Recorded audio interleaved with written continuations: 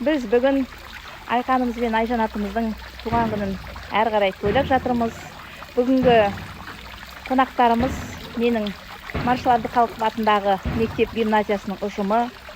Бүгін біз ұжымдастармен бірге табиғат аясында егізектеріміздің туған күнін ұжымдастармен тимбилдинг есебінде өткізбекшіміз.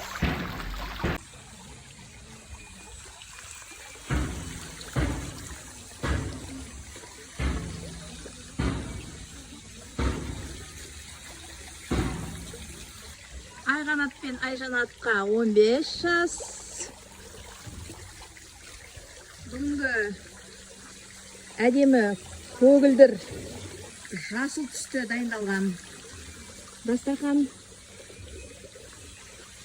қызыл түспен дайындалған дастархан,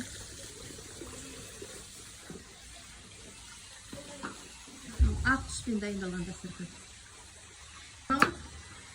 сары түсті. Көктем мезгілінде күз береке, молшылық айы, күздегі егіннің мол болып жиналатын, жеміс-жидектердің мол болып жиналатын, мынау бүгінгі біздің бір жағынан сабан тойы деп атасақ та болады. Жеміс-жидектер мол піскен, сонымен бірге аш атасы нан. Нан болса ән де болады демекші.